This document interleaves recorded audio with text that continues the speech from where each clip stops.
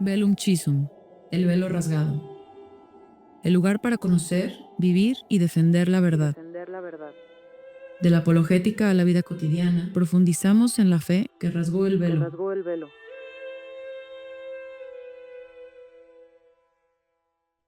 Bienvenidos a este espacio dedicado a poner en evidencia las verdades fundamentales que dan forma y sentido a nuestra comprensión del mundo, de Dios y del hombre. En los episodios anteriores hemos recorrido 4 verdades esenciales. Primero, afirmamos con certeza la existencia de Dios, causa primera de todo lo creado, ser necesario, eterno y perfecto. Después, reconocimos que el hombre, obra de Dios, posee un alma espiritual libre e inmortal. De ahí se desprendió la tercera verdad. El hombre necesita de una religión, porque no basta conocer a Dios, es necesario rendirle culto y vivir en relación con Él. La cuarta verdad nos mostró que entre todas las religiones solo una es verdadera, la revelación cristiana, definitiva y universal, fundada por Jesucristo, Hijo de Dios, hecho hombre. Hoy damos un paso más. Jesucristo, al cumplir su misión en el mundo, no quiso permanecer visiblemente entre nosotros hasta el fin de los tiempos. Por eso, estableció un medio vivo y permanente para conservar, transmitir y hacer practicar la religión que Él mismo reveló, la Iglesia Católica. Esta es la verdad que ahora nos corresponde descubrir y profundizar. Yo soy Luisa y muchas gracias por estar aquí. Hola, Padre Héctor, Bernardo, bienvenidos. Hola Luisa, hola Bernardo. ¿Qué tal? Gracias. Y pues bueno, Padre, no sé si nos puede ayudar con alguna oración antes de iniciar. Sí, claro que sí, vamos a empezar como todos los episodios encomendándonos pues a la Santísima Virgen, al Espíritu Santo, para que nos ayude a poder hablar de acuerdo a la verdad. En el nombre del Padre, y del Hijo, y del Espíritu Santo. Amén. Dios te salve María, llena eres de gracia, el Señor es contigo, bendita eres entre todas las mujeres, y bendito es el fruto de tu vientre, Jesús. Santa María, Madre de Dios, ruega por nosotros pecadores, ahora y en la hora de nuestra muerte. Amén. Espíritu Santo, fuente de luz, Ilumínanos. en el nombre del Padre, y del Hijo, y del Espíritu Santo. Muy bien, comencemos. Muy bien, Padre. A mí me gustaría iniciar con una pregunta. ¿Por qué la Iglesia Católica es la única depositaria de la religión cristiana y no otras religiones o otras sectas? Bien, muy bien, pues vamos a iniciar. Gracias, Bernardo, por tu pregunta con este tema escabroso, se podría decir, porque hoy en día, como efectivamente lo dice Bernardo, pues son muchas las iglesias, más que nada sectas, que claman ser las depositarias, pues, de la religión cristiana. Ya no veríamos hoy, porque ya lo vimos otros episodios, bueno, otras religiones diferentes, ¿no? Como los mayas, aztecas, budistas. No, ahora eso ya lo pasamos un poco de lado. Ahora vamos a hacer por qué dentro de las religiones que claman ser cristianas, ¿no? Protestantes, ortodoxos, evangelistas, bautistas, metodistas, etcétera, etcétera, porque la religión católica es considerada como la única depositaria de todas las verdades, iba a decir etcétera, pero es etcétera, bueno, es infinito porque abarca muchas cosas de nuestro Señor. Y para ello, bueno, por supuesto que tenemos que comenzar con el principio, que es cómo inició todo esto, ¿no? La fundación de la iglesia. Sí, vamos a empezar, así es, mi estimada Luisa, vamos a empezar con la fundación de la iglesia. Miren, entonces, para todos aquellos que no están familiarizados con este inicio, como empezar a leer un libro, y bueno, vamos por la introducción, por el capítulo 1.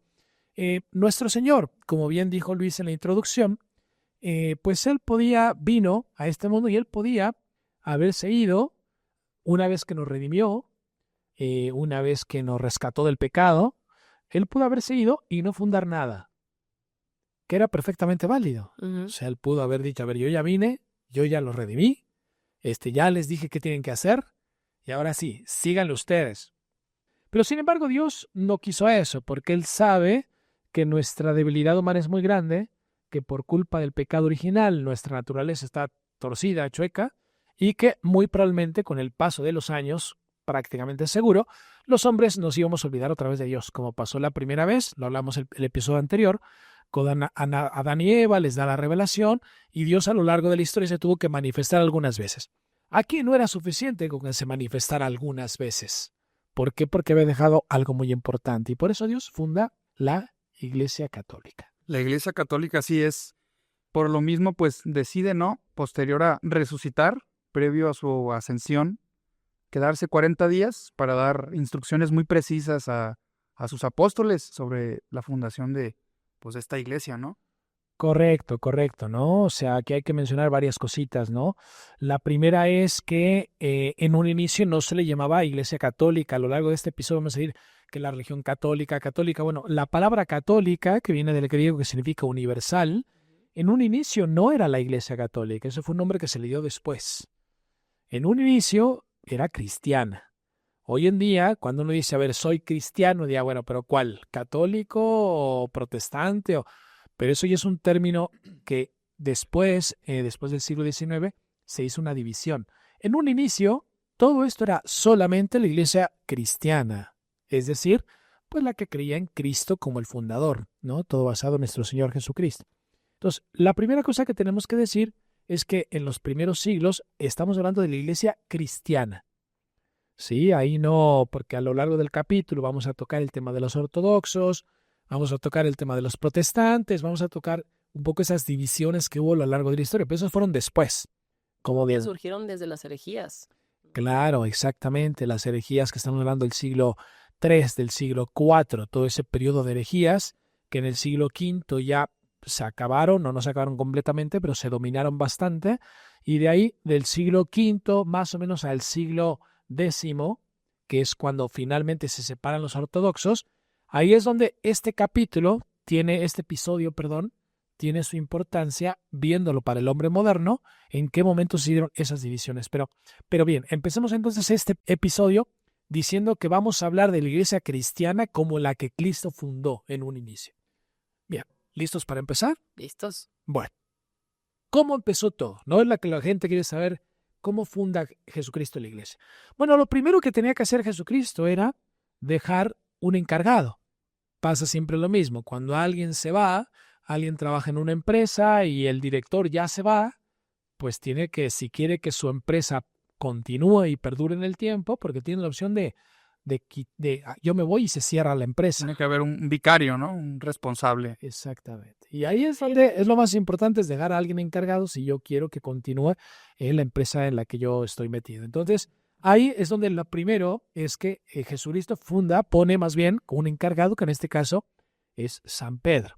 ¿Se acuerdan de las palabras, ¿no? De la fundación de San Pedro como jefe de la iglesia.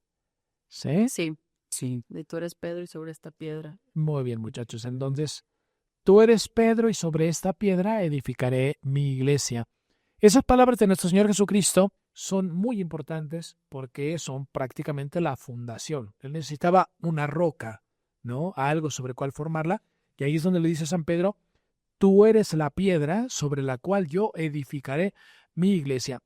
Vamos empezando poco a poco, pero ahí la primera palabra clave está en que no funda varias iglesias.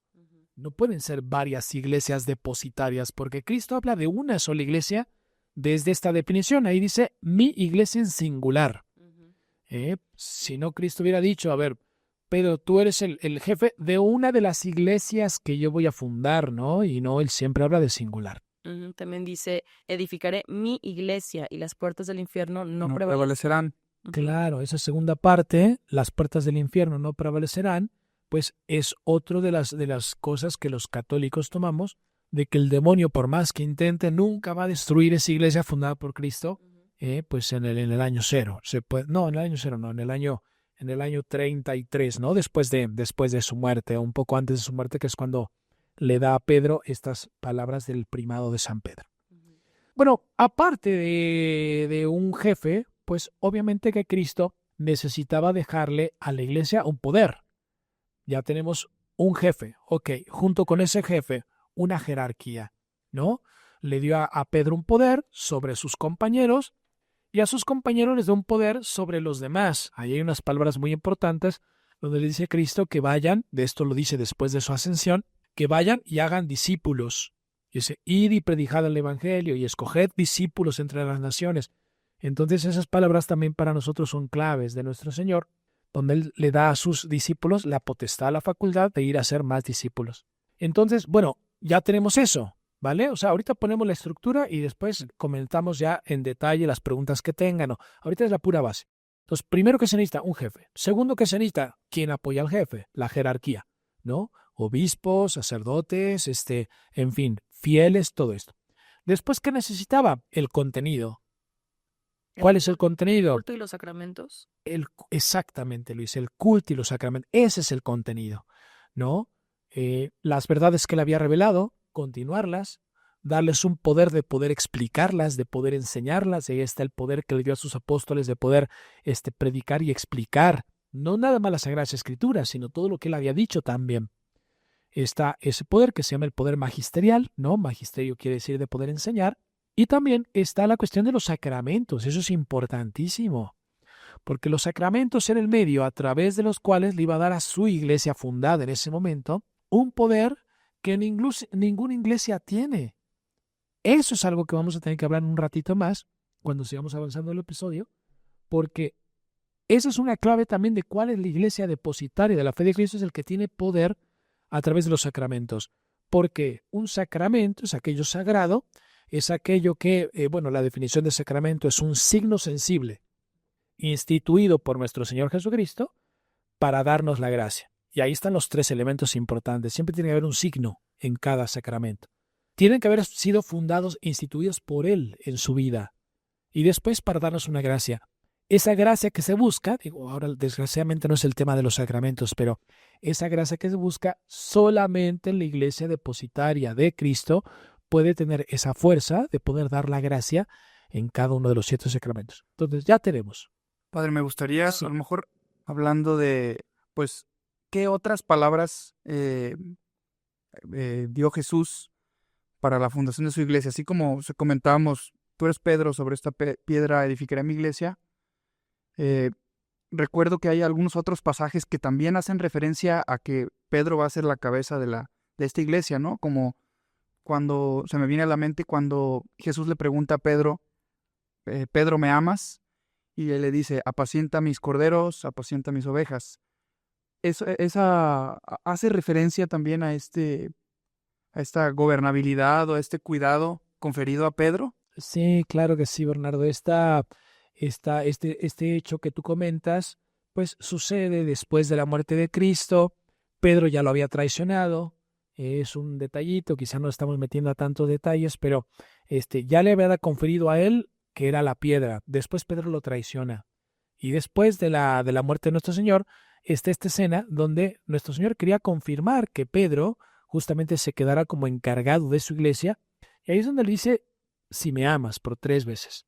Y como la respuesta de San Pedro fue, sí, Señor, tú sabes que te amo, él ahí le dice, apacienta a mis corderos, ¿no?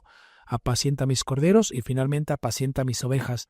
En estas palabras de nuestro Señor está reflejado cómo le concede solamente a Pedro pues una jerarquía superior a sus demás compañeros, ya lo deja como encargado principal del redil, ¿no? De todos los demás, en este caso, tanto obispos, sacerdotes y fieles de la iglesia, pero sí, ¿vale?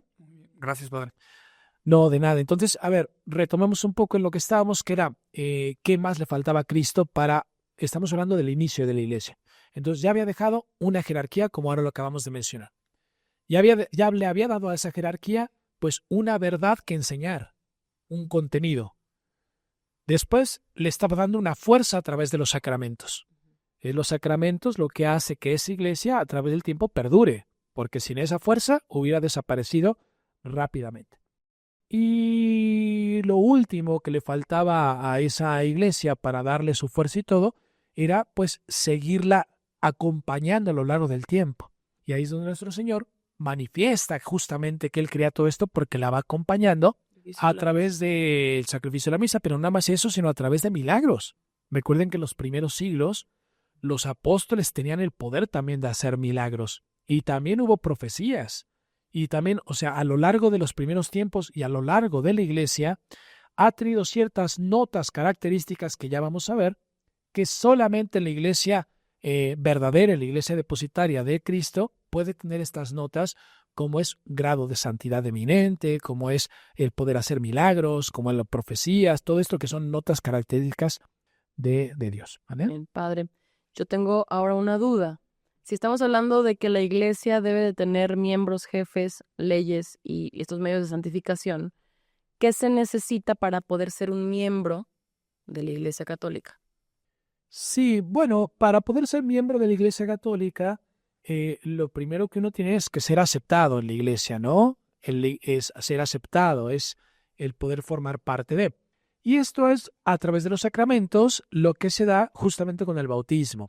El bautismo es esa ceremonia a través de la cual uno que no es miembro de la Iglesia recibe la gracia santificante y con esa gracia santificante pues elimina lo que es el pecado original y no las consecuencias del pecado original, pero sí por lo menos la mancha del pecado que le impide ser hijo de Cristo y por lo tanto a través del bautismo recibe la gracia santificante, se vuelve uno entonces hijo adoptivo de nuestro Señor, hijo espiritual de Dios y también con esto pasa a ser parte de la Iglesia, miembro activo de la Iglesia. ¿Solamente con el bautismo ya somos parte? Así es, solamente con el bautismo es suficiente para que una persona sea miembro de la Iglesia, que forme parte del cuerpo místico de nuestro Señor, eso es algo que se le llama, ¿no? Recuerden, ya es un tema, no me voy a meter tanto porque si no, no abarcamos el episodio, pero recuerden que no nada más está el bautismo de agua. Uh-huh. El bautismo del Espíritu. El bautismo de sangre y el bautismo de deseo. Son los tres que se comentan, ¿no? O sea, una persona que no tiene el bautismo de agua, pero finalmente da la vida por Dios, da su vida, ¿no? Derrama sangre, no literal, pero sí en el sentido de dar la vida, puede recibir la gracia del bautismo y ser miembro de la Iglesia.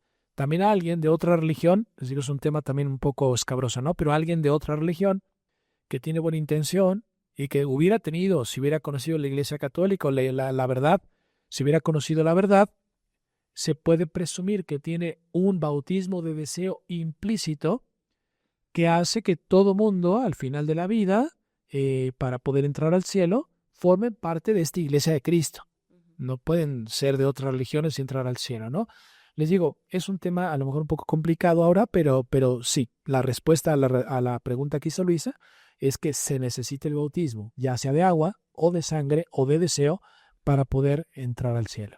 A ver, yo tengo una pregunta respecto al bautismo. ¿Existe este sacramento válido en otra religión o en otra secta? Sí, existe. Es decir, a ver, nuestro Señor es el que da la orden a sus apóstoles de bautizar, ¿no? Ir y bautizar en el nombre del Padre, del Hijo y del Espíritu Santo. Eso lo hace al final de su vida. Ahora, en un inicio, los únicos que bautizaban con esa intención eran solamente la Iglesia cristiana, que después pasó a ser la Iglesia católica. Pero el problema es que a lo largo del tiempo hubo divisiones, como algo mencioné y algo mencionaremos con más detalle más adelante. En esas divisiones, algunas sectas protestantes, por ejemplo, siguen manteniendo la misma fórmula y la misma intención de bautizar. Por lo tanto, en algunas sectas no católicas, la Iglesia Católica ha reconocido que el bautismo de estas sectas es válido. No de todas, porque no todas conservaron las mismas palabras, pues tiene que ser exactamente en el nombre del Padre y del Hijo y del Espíritu Santo. Esa es la fórmula correcta. Y también tiene uno que tener la intención de bautizar de acuerdo al sentido cristiano, al sentido católico. Por lo tanto, la respuesta a tu pregunta es sí. Algunas sectas protestantes pudieran llegar a bautizar válidamente, pero es una cuestión también delicada, ¿no? Algo delicado. Porque la fe que tienen que seguir pues es la única, ¿no? Claro, porque tienen que tener la intención de la Iglesia y tienen que tener la fórmula exacta y bautizar de la manera como Cristo enseñó, entonces sí. ¿Vale? Bien. Entonces, tenemos un cuerpo visible de fieles, una jerarquía de pastores y un jefe supremo que es el Papa, ¿no? Exacto. Me gustaría hablar un poco de lo que son las notas, padre. Sí, muy bien. Las notas de una verdadera iglesia. Muy bien, Luisa, es un excelente momento para tocar justamente este tema. Miren, una vez que Jesucristo ya establece su iglesia, pues Él se va, asciende a los cielos, les manda al Espíritu Santo. Mandándoles al Espíritu Santo, con el Espíritu Santo, los apóstoles toman sobre todo pues un don muy grande que es el don de la fortaleza. No es el único don del Espíritu Santo, pero es el principal. Con esa fortaleza ellos empiezan a luchar, a predicar, a hacer milagros, a hablar en lenguas, la Iglesia Católica va creciendo poco a poco, ¿no?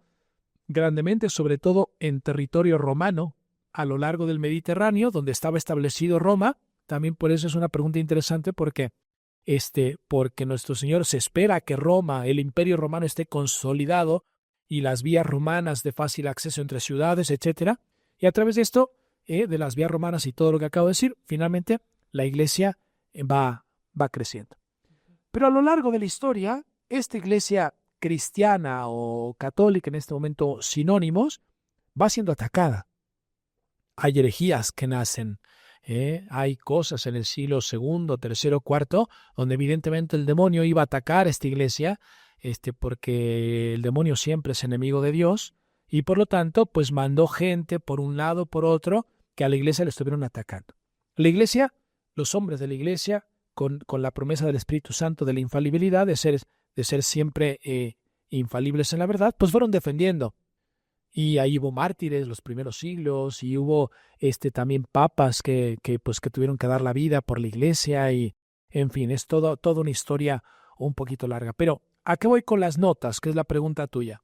Bueno, como después de los siglos se empezaron a ver algunas divisiones de gente que empezó a decir, no, nosotros somos la iglesia de Cristo, otro, no, nosotros somos, o esto es la verdad que Cristo quiso transmitir, o otros otra cosa diferente. Ahí es donde finalmente, a lo largo de la historia, hubieron algunos teólogos es una persona que se dedica al estudio de la religión, al estudio de Dios, que dijeron, a ver, para poder demostrar cuál es la iglesia que contiene realmente el magisterio original de Cristo, aquel que contiene pues la que es la iglesia original fundada por Dios, tiene que tener necesariamente 4 notas. ¿De dónde sacan estas notas? De la lógica, del razonamiento. ¿Por qué? Porque estas notas son las siguientes, que tiene que ser una, que tiene que ser apostólica, que tiene que ser católica Y santa. y que tiene que ser santa. Son las 4 características, ¿no? Bien, ahora, ¿por qué tiene que ser una? Bueno, ¿por qué se saca esa de la lógica? Porque uno dice, como Dios es uno y Dios es la verdad, pues la verdad no puede cambiar. No puedo yo decir una cosa aquí y otra cosa diferente en otro lado. Porque entonces no es verdad. Porque entonces no sería la verdad. Y por lo tanto, si no es la verdad, evidentemente que la religión verdadera que viene de Jesucristo tiene que ser una. ¿Por qué una? Porque tiene que decir lo mismo siempre.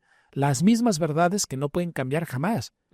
La misma, y no nada más las verdades, Si Cristo dejó los sacramentos, que ya lo mencionamos antes, tiene que tener la misma forma de bautizar, la misma forma de celebrar el sacrificio del culto, el sacrificio de la misa.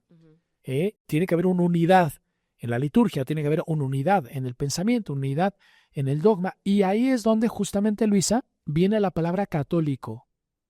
Católico, que quiere decir, como lo había dicho antes, universal. Quiere decir que esa verdad tiene que ser la misma en todos lados.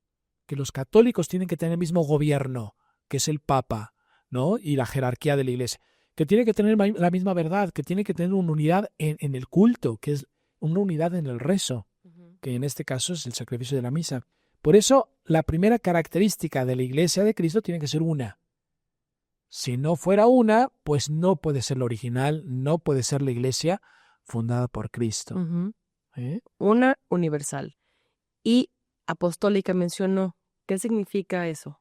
Sí, apostólica significa que viene justamente, que viene de los apóstoles. Entonces, como decía al principio, y como decía bien Bernardo hace rato, en este episodio, que es lo importante, estamos tratando de ver que la iglesia fundada por Cristo, finalmente hoy en día es la iglesia católica. A esto tenemos que llegar, ¿no? A ver que hay continuidad. Y como les decía, a lo largo de la historia, la iglesia cristiana, que ahora sí vamos a hacer la diferencia, la iglesia fundada por Cristo, tuvo divisiones. Entonces, una de las características de la iglesia es que es apostólica, porque solamente la iglesia que viene de los apóstoles y que tuvo sucesión de un sucesor a otro, digamos una cadena continua, ¿no? Sin ruptura, de San Pedro hasta la cabeza de hoy en día, es la única religión que puede venir de Cristo. Porque Cristo prometió que iba a durar para siempre. Él prometió que no iba a tener rupturas. que el demonio no iba a poder pues destruirla. Por lo tanto, tiene que haber una continuidad y eso Una significa estructura. apostólica. Claro. También una estructura, ¿no? Pero aquí estamos hablando más que de la estructura, estamos hablando de una unión de cabeza a cabeza, que el jefe, desde Cristo, ¿no? Desde San Pedro, porque fue el que él dejó, hasta hoy, tiene que tener una línea de cabeza a cabeza sin ruptura. A eso se le llama apostólica. Ok. Padre, ¿cómo fue concedida esta sucesión apostólica? Los apóstoles pues murieron. Entonces, ¿cómo podemos entender ¿Esta línea? esa línea desde sus inicios? Sí, muy interesante la pregunta, Bernardo, porque, bueno, Cristo, Él le da a sus apóstoles con estas palabras que decíamos hace rato, de id y predicad y formad discípulos que os ayuden, ¿no? Entonces, Cristo da esa encomienda a los apóstoles. ¿Cómo se sabe? Pues que los apóstoles entendieron eso de la manera que lo hicieron, ¿no? La famosa imposición de las manos, ¿no? Ellos le imponían las manos a otros para ordenar más presbíteros o para ordenar otros obispos. O de Pedro al segundo papa fue Lino, de Pedro a Lino, de Lino a Cleto, de Cleto a Clemente, etcétera, ¿no? Los primeros papas. Bueno, todo eso está escrito en la Biblia. Está en San Pablo, en la carta a Timoteos, en diferentes cartas está escrito cómo los apóstoles tenían ya esa costumbre de imponer las manos para ordenar otros sacerdotes. Cuando apartan, por ejemplo, a Pablo y a Bernabé para imponerles las manos, ¿ahí los están pues haciendo discípulos o cuál era ahí el...? Sí, no nada más. La pregunta es interesante porque, a ver, hay que distinguir de discípulos a discípulos, ¿no? Un discípulo no necesariamente es un sacerdote o no necesariamente es un obispo. Un discípulo es todo aquel que cree en Cristo. Entonces hay discípulos laicos, discípulos fieles, y hay discípulos que tienen el poder sacerdotal. Esto es muy importante porque, a ver, ¿cuál es la diferencia entre un sacerdote y un simple fiel? No, pues obviamente la consagración del La sacerdote. que pueden impartir sacramentos. Claro, pero porque pueden celebrar la misa, como dice Luis, o porque pueden impartir sacramentos. Porque tienen en el alma, por eso es un sacramento, el sacramento del orden sacerdotal, porque tienen en el alma un carácter que se llama el carácter sacerdotal. Ese carácter sacerdotal que se transmite de los apóstoles a un obispo, de un obispo a un sacerdote, eso es lo que permite que un sacerdote pueda consagrar, que un sacerdote pueda absolver con un simple gesto de la mano y con unas palabras y perdonar los pecados, ¿no? Que un sacerdote pueda dar la confirmación. Todas esas cosas, solamente alguien que tenga el carácter sacerdotal lo puede hacer. Y eso no son todos los discípulos. Ahora, ¿cómo se sabe esta pregunta que se hace hace un momento? Los discípulos, reitero, no digo discípulos, los apóstoles le dicen a otros, ¿no? Id e imponed las manos para hacer más presbíteros. Habla de imponer las manos para ordenar presbíteros, no para generar discípulos. Entonces, la clara distinción en la Biblia está que por un lado los apóstoles imponían las manos para ordenar presbíteros y por otra parte podían imponer las manos como el sacramento de la confirmación para cuestión de generar más discípulos, ¿no? Pero ahí estamos hablando de otro sacramento. Entonces, hago la distinción, que no se me confundan. Una cosa es el sacramento del orden sacerdotal, en donde se imponen las manos con una intención de poder pasar el carácter sacerdotal, y otra imposición que se hacía en el inicio de la iglesia era para la confirmación, que yo le doy a la gente esa fortaleza de poder defender su fe, pero son sacramentos diferentes. Ok. Muy bien. Pues bueno, entonces decíamos que era una santa católica apostólica y la romana ya. Excelente, Luisa. Para volver, pues si no nos perdemos, ¿verdad? Tienes toda la razón. A ver, estamos hablando de las notas, entonces. Ya explicamos que es una. La dije en diferente orden, pero bueno. No importa el orden. A ver, ya dijimos que es una. Ya hablamos también de que es universal, es decir, católica, es decir, que en todos lados tendría que creerse, hacerse el mismo culto, etcétera, en todos lados. A través del tiempo. Y a lo largo del tiempo, exacto. Católica en sentido abarcativo de territorio y también tiempo y espacio. Bueno, hablamos de que es apostólica. La verdadera iglesia de Jesucristo tiene que venir sin interrupción de la primera cabeza, el primer papa, hasta ahora. Y nada más nos falta una nota, que es la santa. La santa. Santa es si realmente la iglesia viene de Cristo, pues evidentemente tiene que tener la gente que ha seguido esa religión, tiene que poder alcanzar una santidad eminente. No nada más ser bueno, como se dice hoy en día. No, tal persona era buena. No, es tener virtudes heroicas al grado de una santidad que solamente la gracia y el orden sobrenatural pueden alcanzar. Ahora, lo interesante de esto es que esa santidad también se puede manifestar, y de hecho ha pasado, con los milagros. ¿Cuántos santos han hecho milagros, no? Muchos santos. ¿Y cuántos milagros verdaderos puede haber en otras religiones que no sean la de Cristo? Ninguno. Ningún milagro. Sí, ningún. Puedes decir, aquí creo que hay un milagro. Bueno, creo, pero milagros auténticos Sí, claro. solamente pueden estar en la iglesia fundada por Cristo, nada más, porque si no sería todo un fraude. Si alguien, si en otras religiones o en otras sectas se pudiera hacer milagros, quiere decir que Dios está detrás. Y Dios no puede estar en contra de sí mismo, porque si Él dijo, yo fundo una iglesia, una sola, Él tiene que estar en una, porque Él dijo eso. Si no, se estaría contradiciendo. Entonces, la santidad heroica, la santidad llevada a un grado extremo, quiere decir, o sea, es una característica, es una nota, porque la iglesia de Cristo está hecha para llevar a la gente a un grado de santidad importante. Si uno sigue textual lo que Cristo dijo, todos tendremos que llegar a ese grado. Si no llegamos es porque cometemos pecados, por nuestras debilidades y todo, pero todos tendríamos esa posibilidad. Y esa posibilidad solamente existe en la iglesia de Cristo. Claro, porque también la doctrina también es santa. Es una doctrina sumamente elevada, perfecta, ¿no? Que ahora sí que el católico que sigue esta doctrina debería de llegar a ese lugar, ¿no? Claro, pero esto que comentas ahora también vale la pena aclararlo. La doctrina de Cristo es santa, eso seguro. Pero esa misma doctrina también la toman las sectas. También los evangelistas toman esa doctrina. O también los testigos de Jehová toman esa doctrina. Los mormones. También los mormones tocan esa doctrina. Y uno dice, a ver, espérame, entonces, ¿cuál es la diferencia si ellos tocan la misma doctrina? La diferencia no está solamente en la doctrina, sino está también en el hecho de poder llevar a cabo los sacramentos. Los medios. Los medios, claro. Porque son esos medios lo que hacen que el hombre que sigue la doctrina persevere, la alcance, siga adelante.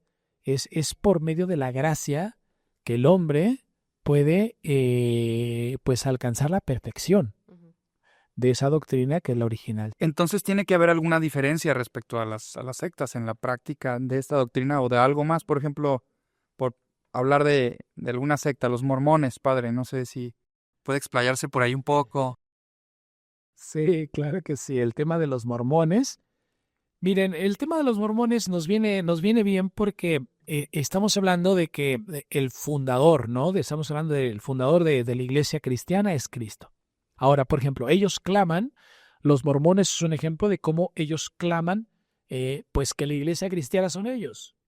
Y yo diría, a ver, uno ve las notas en ellos. Las notas, ¿no? Vamos a ver si las notas, estas 4 notas, aplican en los mormones. Ahorita las aplicamos a otras sectas si quieren, a los ortodoxos, a los que quieran. Vamos, santos por los mormones. Primero, que los mormones son una.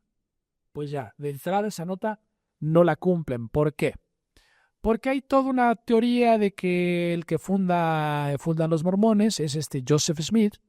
Y él, bueno, pues él recibe una iluminación, que había, pues que se aparece un ángel que le muestra un libro, ¿no? Muy grande, en láminas de oro. Y este libro en láminas de oro, pues él nadie lo podía entender porque necesitaba como 2 tipos de anteojos para poder leerlo. Y entonces los anteojos estaban ahí, cerquita. Si no me recuerdo es el Turín y el Urim, que son nombres bíblicos. Pero bueno, finalmente con esos anteojos lo lee. Y después lo difícil de creer es que se lo aprende de memoria. Aprende todo el libro. ¿El libro dónde está? Nadie sabe. En su cabeza. El libro se lo llevó el ángel. ¿Dónde están los anteojos? No se sabe. Entonces él, pues fue capaz de llegar y reproducir de memoria todo el libro y lo escribió. Y de ahí sale el Corán, el Corán es de los musulmanes. El libro del Mormón, ¿no? Que es en el caso de los mormones. Pero ahora, como todo esto, la única autoridad que hay detrás es él. Porque ¿quién vio el libro? Solo él. ¿Quién lo pudo leer? Solo él. ¿Y quién lo escribió? Solo él. Evidentemente entonces que ahí no hay unidad porque lo que él dice, como no tiene una autoridad absoluta, pudo haber entre sus diferentes seguidores diferencias. Sí, además este señor que mencionó el gringo, ¿cómo se llamaba? Joseph Smith. Él es santo. Entonces él de entrada no es santo, ahí vamos a otra nota. ¿Por qué? Porque él, según él interpretó, a eso iba yo con lo que estaba diciendo, él interpreta que en el libro del Mormón, según lo que él leyó, dice que tiene que ser polígamo, es decir, que se puede casar con no sé cuántas mujeres, ¿no? Entonces él terminó, digo, no quiero decir cosas incorrectas, pero según lo que yo creo, terminó con más de 40 mujeres. O sea, todo a su bien, Y todo lo aplica personal. porque según él leyó, otros dicen que no era eso, etcétera. Ahí hubo diferencias, ahí estamos en lo de una, también estamos en lo de Santa, porque finalmente a él, el martirio que le dan porque lo matan, lo linchan saliendo de la cárcel, pues lo metieron a la cárcel, lo linchan por todo este tema de las mujeres, ¿no? La poligamia que después algunos mormones ya niegan y dicen, no, es que la poligamia ya no. Entonces vean cómo ya de entrada no hay santidad, no es algo universal y por supuesto que no hay milagros tampoco, ¿no? No hay milagros que ratifiquen Ese definitivamente es una secta. Claro. Padre, No, pero por ejemplo, el protestantismo, ¿no? sí. Que es tan grande hoy en día. Bien, vamos a analizar el protestantismo, me parece excelente. Miren, el protestantismo, ¿por qué se le llaman protestantes de entrada? Bueno, porque protestaron. ¿Qué protestan? ¿Qué protestan? Claro, la pregunta es ¿qué protestaron, no? Bueno, aquí el que protestó fue Martín Lutero, el primero. ¿De qué año estamos hablando? 1517, aquellos que saben fechas exactas. Siglo XVI, ¿no? Siglo XVI, ¿no? En el 1517 es donde se toma esa fecha como el parteaguas, ¿no? De que ahí empieza la división de los protestantes. Ahora bien, ¿qué es lo que pasa con Lutero? Lo que pasa con Lutero es que él está en desacuerdo con algunas cosas de la Iglesia Católica. ¿Él quién era? Era un miembro de la Iglesia Católica, ¿sí? Él era un monje agustino y finalmente él, estando en desacuerdo con varias cosas, él finalmente decide separarse de la Iglesia Católica y fundar esta nueva religión. ¿Por qué se dice que es una nueva religión? Porque él toma del catolicismo algunas cosas y finalmente le agrega otras cosas que no eran parte del catolicismo. ¿Cómo qué? O sea, ¿cuál es la gran diferencia? La gran diferencia es, por ejemplo, que él toma de los 7 sacramentos, solamente toma 2 o 3 y otros sacramentos los niega. ¿Cuál es el gran sacramento que Lutero niega? La confesión, ¿no? Es una diferencia abismal con un católico, porque él tiene una cuestión donde dice que por más que tú intentes de no pecar, no puedes. Y que no necesitas confesarte, que la fe es lo que te salva. ¿No? Tú haz lo que quieras, pero cree fuertemente y te salvas. Entonces, fíjense cómo la salvación cambió radicalmente, porque ahora ya no era necesario confesarse. Y ahora podías pecar todo lo que quisieras mientras siguieras creyendo, tuviendo fe que Cristo es Dios y, en fin, la fe en los dogmas, ya con eso te podías salvar. Ya de entrada, quitar el sacramento de la penitencia, de la confesión, fue un cambio absoluto y radical. Ahora él, ya no fue cosa de él, lo tengo que aceptar, pero sus sucesores fueron quitando la creencia en la presencia real. Por lo tanto, la misa ya tampoco era la misa. Quitar el sacramento de la Eucaristía como sacramento, pues también fue un cambio muy grande. Con el paso del tiempo, pues ahora lo que es una ceremonia protestante, a lo que es un sacrificio de la misa católico, es una diferencia abismal, infinita, porque en uno hay presencia real y hay un verdadero sacrificio. El otro es solamente un recordatorio de la última cena. Es una celebración. Es un memorial, es una celebración donde se conmemora un hecho histórico, pero no es una realidad. Sí, deja de ser un sacrificio para convertirse en una celebración. También otra de las cosas que hacen los protestantes mucho es como cada quien a su libre interpretación. Claro, justamente iba para allá porque eso es falta de unidad. Como una de las cosas que mete Lutero en algún momento es la libre interpretación de la Biblia, porque él decía, bueno, pues con la Biblia es lo que importa, no tanto el magisterio oral. Ven que el otro día hablamos de la tradición oral, las que se transmite de boca en boca. Ellos no, Lutero mete tradición escrita. ¿Eso qué pasa? Cuando ellos meten la libre interpretación, pues uno interpreta un pasaje de una manera, otro lo interpreta de otra manera, al grado de que hoy en día existen, no sé cuántas exactamente, pero existen más de 300 o 400 sectas protestantes diferentes. Exactamente. Ahí no se puede hablar de unidad, claramente. Claro. También, bueno, no solamente los protestantes, que pudiera ser, no sé, la iglesia ortodoxa. Ortodoxa. Terminemos el tema, si me permiten, terminemos el tema de los protestantes, a ver, porque estamos hablando de la unidad. Estamos hablando también de la santidad. De la santidad, sí, También también. adelante. ¿Qué pasó? Bueno, más bien no sé si nos pudiera, a lo mejor, ¿realmente hay milagros dentro de esta o hay gente santa? ¿Se puede llegar a la santidad? ¿Se puede llegar a la salvación por este camino? Justo, ¿no? Qué bueno que haces esa pregunta, porque justamente hablando de la santidad, no podemos nosotros demostrar que haya milagros en el mundo de los protestantes. No, ellos dicen algunos que han rezado y que, bueno, evidentemente que Dios le puede conceder a alguna persona en particular por la fe que tienen, pues alguna gracia especial. Pero milagros donde nuestro Señor haya a través de un milagro demostrado que una secta protestante sea la verdadera fe o que venga de la iglesia, que sea la seguidora de la iglesia de Cristo, ese tipo de milagros no los podría hacer Dios. ¿Por qué? Porque si hiciera un milagro así, estaría diciendo que Él está en esa religión, fundamentando esa secta. Entonces, y no lo has hecho. Sería imposible que Dios haga eso porque, como les dije hace rato, sería una contradicción consigo mismo. Si Él dijo, yo fundo una iglesia, y a lo largo de la iglesia ha hecho milagros, ¿no? Para mantener la creencia de que es la iglesia que Él fundó, donde están los verdaderos sacramentos, con el poder que Él les dio a cada sacramento, Él no podría hacer un milagro en un lugar donde no están esos sacramentos, porque estaría confundiendo a la gente y la gente no estaría llegando a su fin, que es el cielo, con los medios necesarios. Entonces, no. La respuesta a tu pregunta, Bernardo, es en las sectas protestantes, otra religión que no sea la católica, no más digamos sectas protestantes, cualquier religión que no sea la Iglesia de Cristo, en unidad hoy en día la Iglesia Católica, no puede hacer milagros y no puede haber santidad.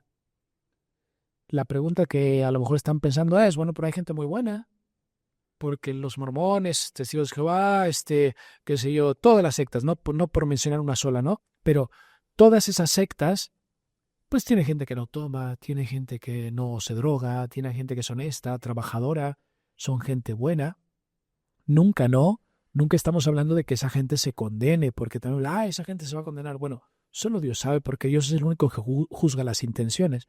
Pero hablando no de la cuestión del foro interno de la persona, sino juzgando externamente, sí, pues uno efectivamente puede juzgar que esas personas no van a poder nunca alcanzar una santidad eminente como en la Iglesia Católica, porque la Iglesia Católica es la única que te da los medios suficientes para poder vivir la doctrina de Cristo, con la gracia suficiente dada por Dios para poder hacerlo, ¿no? Ujú. ¿Podría aplicar entonces alguna otra nota? Por ejemplo, ¿es una iglesia apostólica o por qué no es una iglesia apostólica? Bien, me encanta que hagas eso porque justamente tenemos que probar las 4 notas, ¿no? Entonces, toda la cuestión protestante.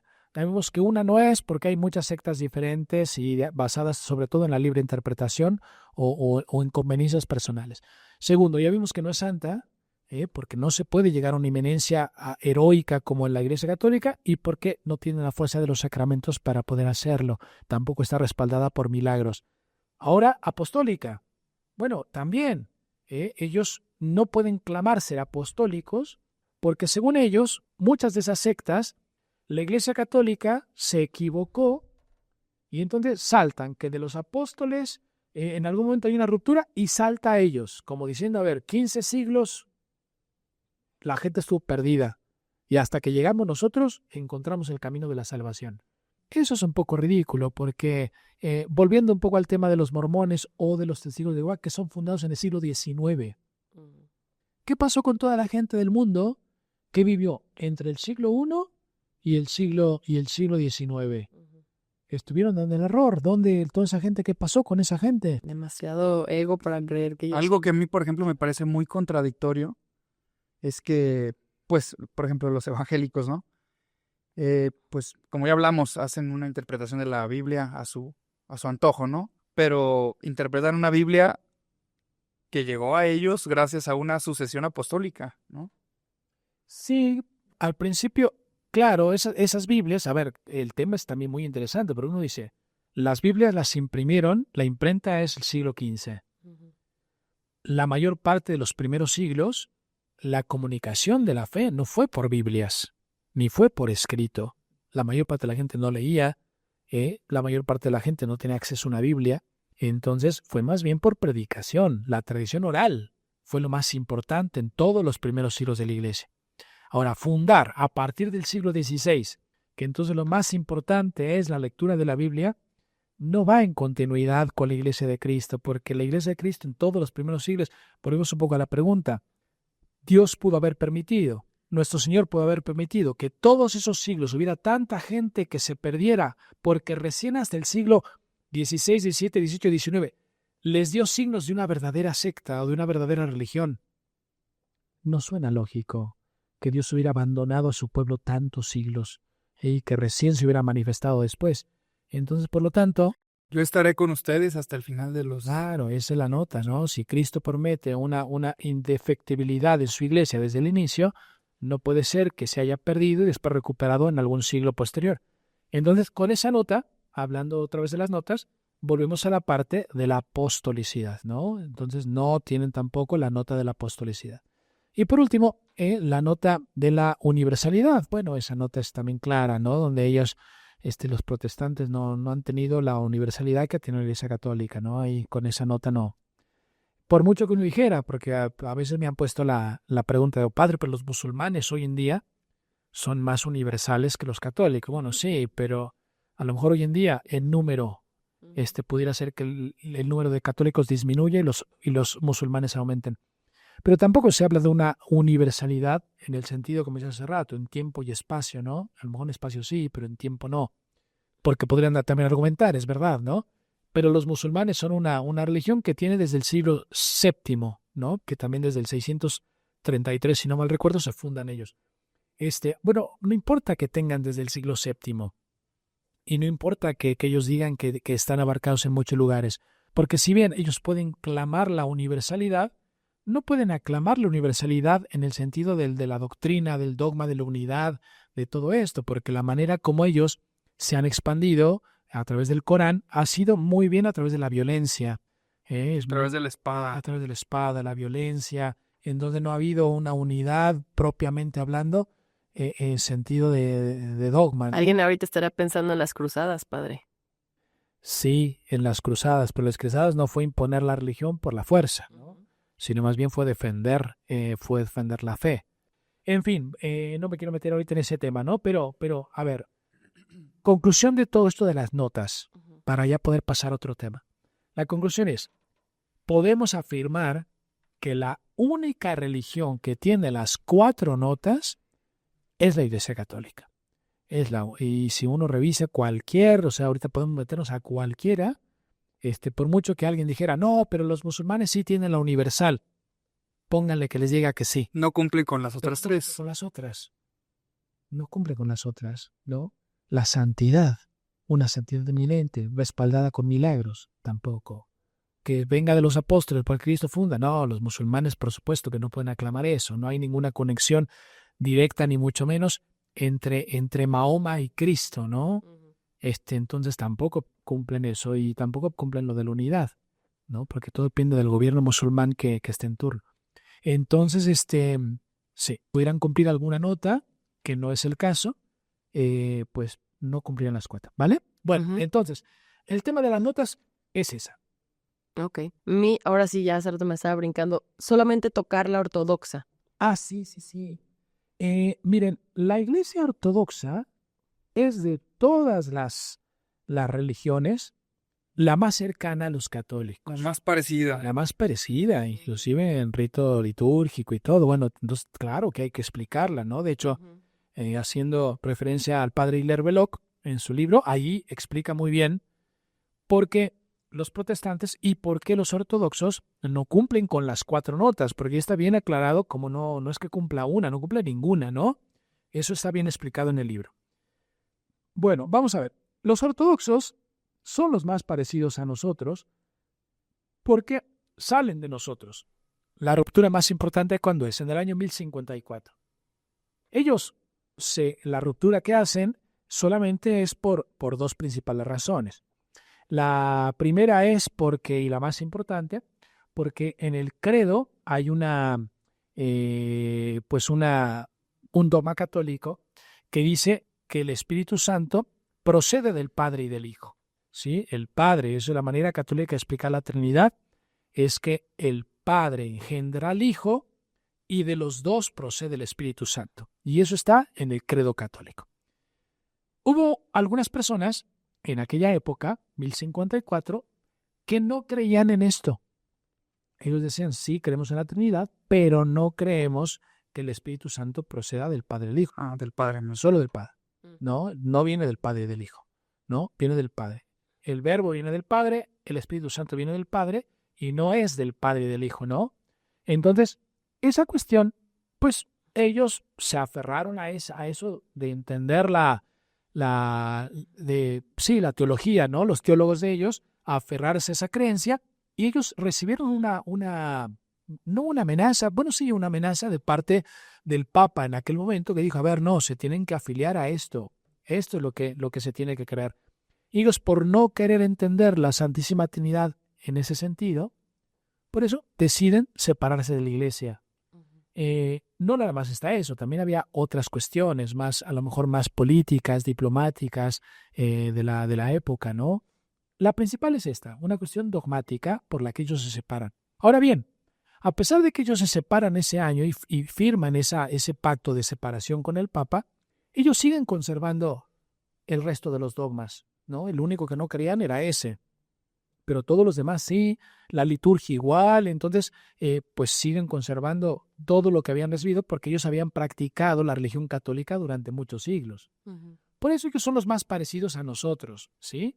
Pero ahora, ¿qué es lo que argumenta el padre Lerbelock en su libro de por qué ellos no tienen las 4 notas? Porque es un poquito más difícil, por decir, bueno, a ver, si son muy parecidos a nosotros, ¿por qué?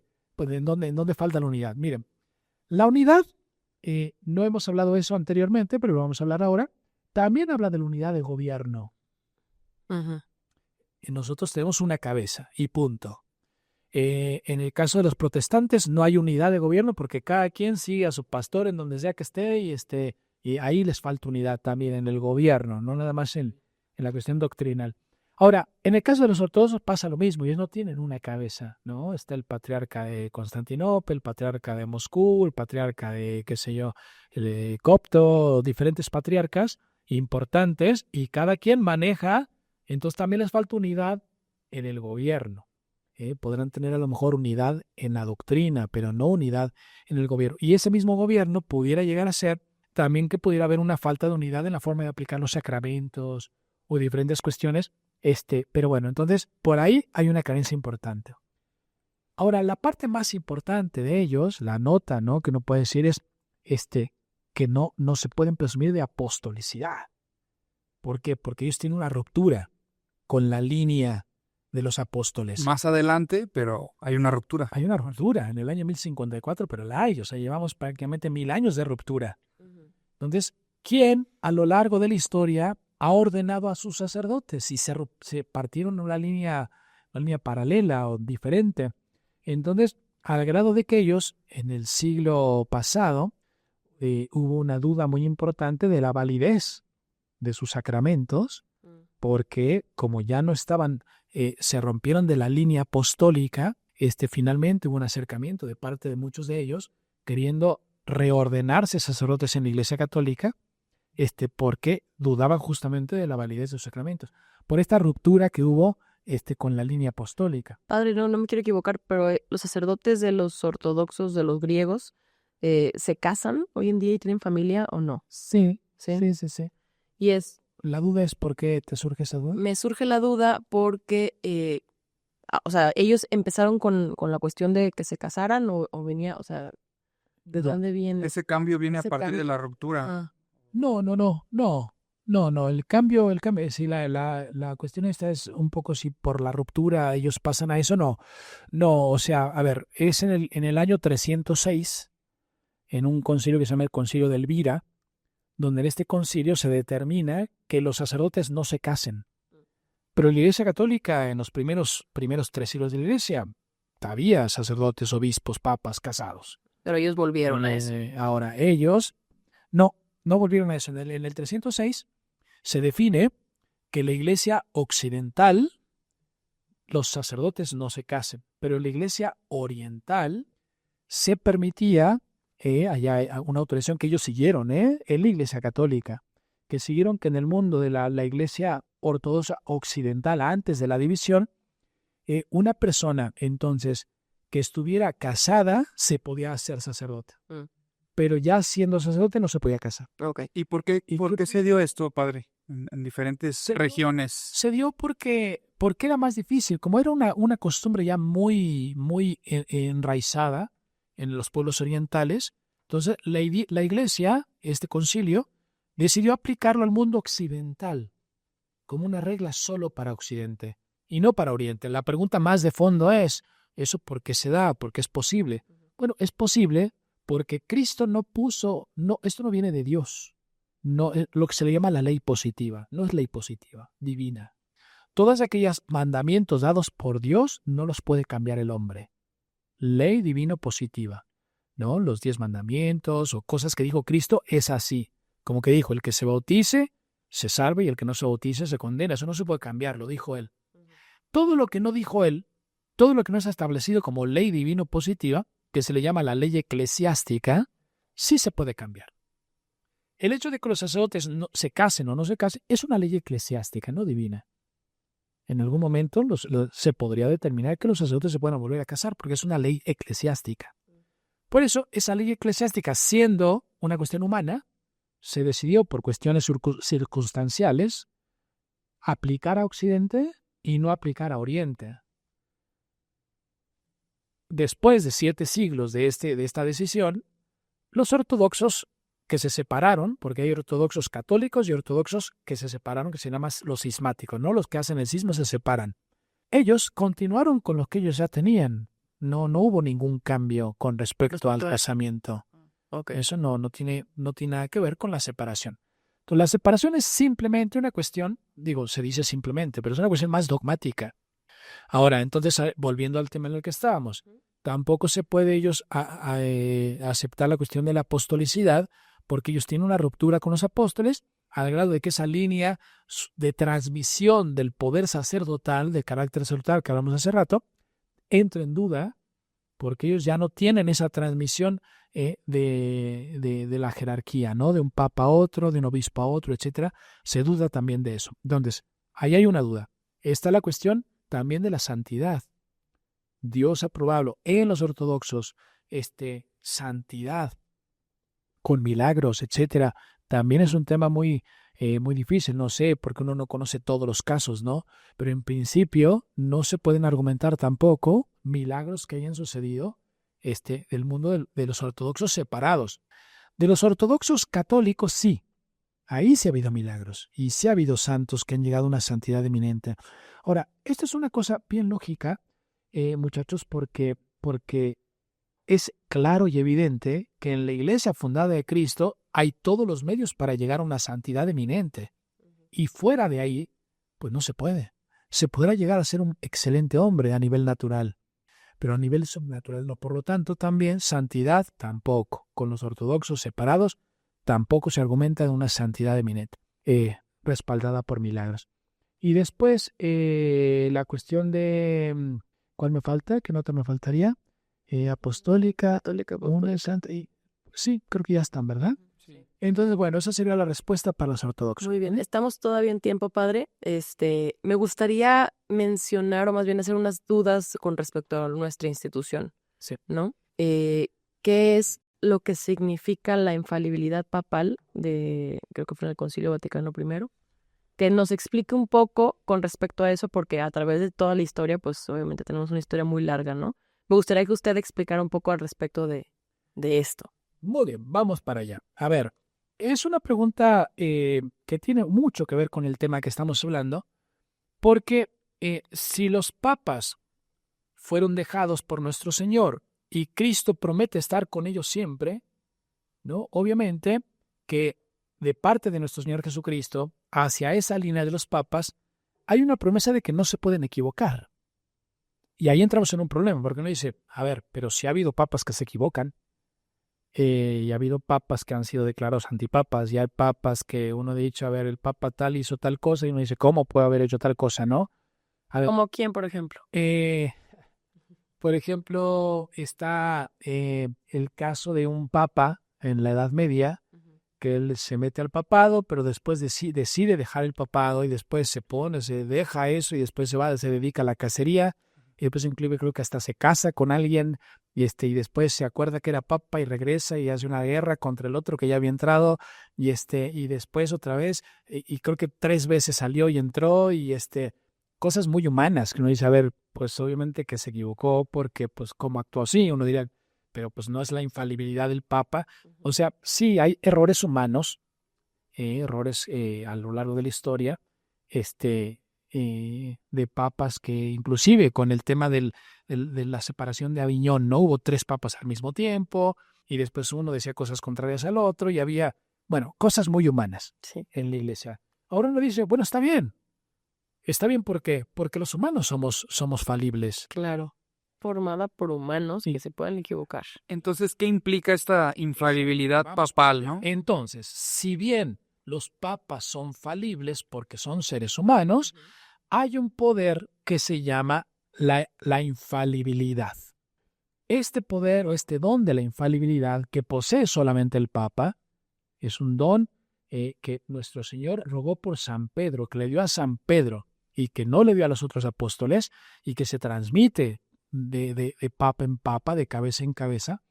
Eso significa que cuando un papa utiliza el don por nuestro Señor cumpliendo ciertas características, que ahora les voy a decir, aquello que dice no puede tener errores. Ex cátedra se dice. Se le llama ex cátedra. ¿Qué es ex cátedra? Haciendo uso desde su cátedra de papa, desde ahí está hablando como papa, con la autoridad de papa, queriendo ligar eso a toda la gente. Bueno, esas son las características. Primero, que utilice su poder papal, que hable con la autoridad de papa.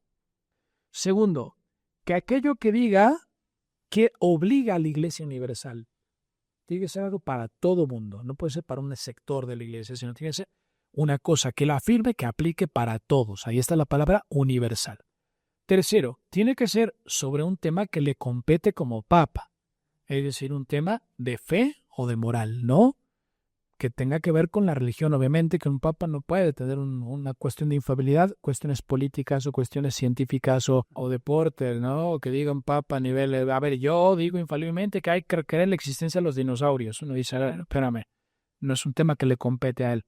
Entonces tiene que ser un tema que le competa, tiene que ser un tema que obliga a toda la gente y tiene que ser un tema que él utilice su autoridad de papa. A eso se llama ex cátedra, que es ex cátedra quiere decir desde su silla papal, desde ahí, desde su cátedra, afirme una verdad. Las formas importan, es decir, si al Papa se le hizo una entrevista estando arriba del avión y estas cosas, esta forma, por ejemplo, tiene que ver con que es por fuera de o dentro de.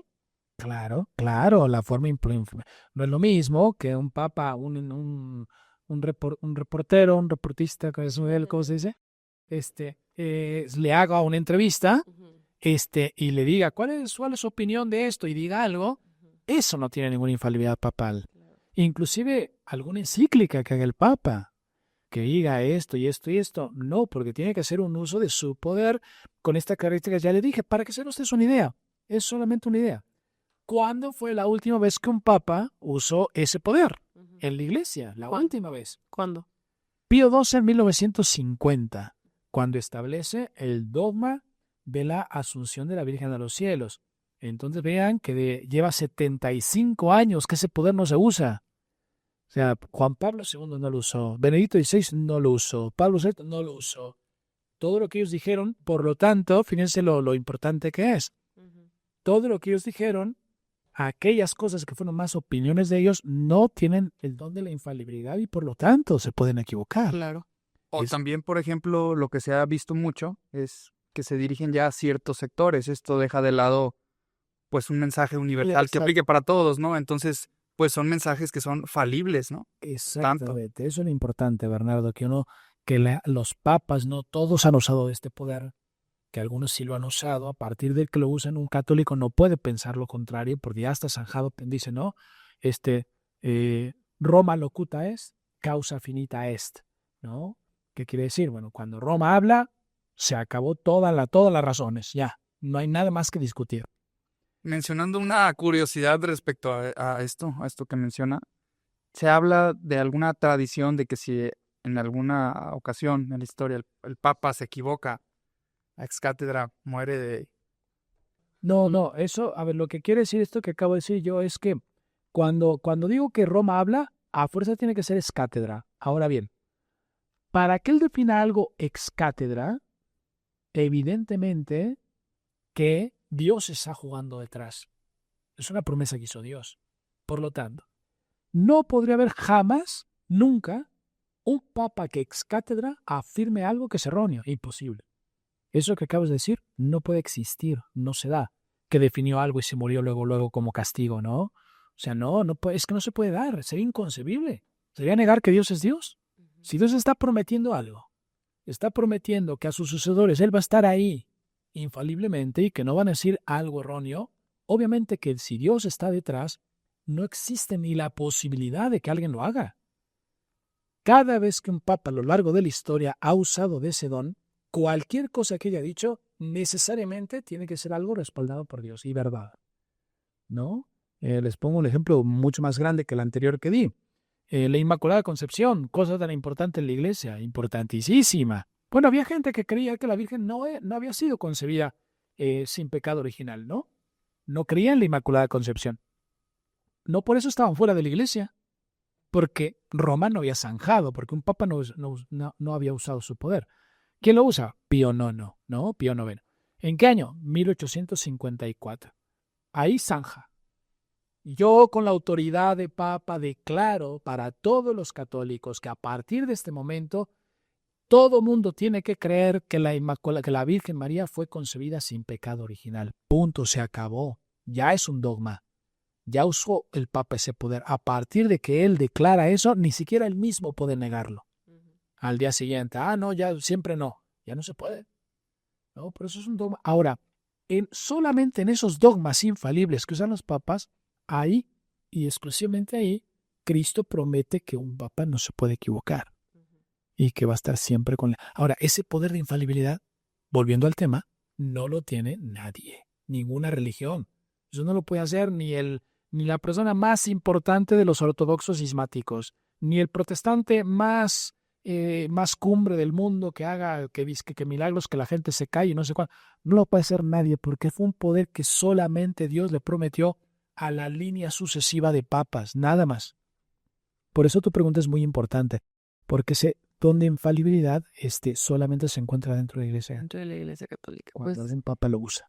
Qué interesante todo este tema. Creo que nos pudiera dar horas de plática, pero bueno, pues vamos a haciendo un resumen y ya cerrando con este capítulo, porque el tema pues va a seguir en el siguiente episodio también. Se habló de la Sagrada Escritura, de la tradición, que es la que tenemos que seguir, y al final de cuentas agregamos un tercer punto, que es esta infalibilidad del magisterio de la Iglesia, ¿no? Súper interesante y súper importante. En el siguiente episodio vamos a platicar ahora de por qué somos católicos, ¿no? Qué esperar y pues cuáles son ahora sí que las bondades y las virtudes de nuestra religión. Excelente. Con la que profesamos. Y nuestros deberes para con la Iglesia también. Exactamente. Así es que agárrense los cinturones porque el siguiente tema se viene bueno. Pues muchas gracias. Nada más recordarles e invitarlos a que vean los episodios en una línea consecutiva, porque así está planteado este programa. Todo viene ahora sí que en una hilación coherente, ¿no? Ya para cerrar, Padre, ¿nos pudiera dar una oración para concluir? Pues. Claro que sí. Terminemos agradeciéndole a Dios por este nuevo episodio, al Espíritu Santo por habernos iluminado, que hay cosas que a veces como uno dice, ay, ¿cómo me salió tal cosa? Bueno, el Espíritu Santo está ahí ayudándonos para que ojalá estos episodios, este programa que se está grabando sea para bien de muchas almas. En el nombre del Padre, del Hijo y del Espíritu Santo. Amén. Padre nuestro que estás en los cielos, santificado sea tu nombre, venga a nosotros tu reino, hágase tu voluntad así en la tierra como en el cielo. Danos a Nuestro nuestro pan de pan cada día, perdona nuestras deudas como también nosotros perdonamos a nuestros deudores. No nos dejes caer en tentación y líbranos del mal. Amén. Sagrado corazón de Jesús, En vos en vos confío. confío. En el nombre del Padre, y del Hijo, y del Espíritu Santo. Muchas gracias. Hasta la próxima. Gracias. Y el velo fue rasgado, no por mérito humano, sino por divina misericordia. misericordia. Velum chisum. Velum chisum.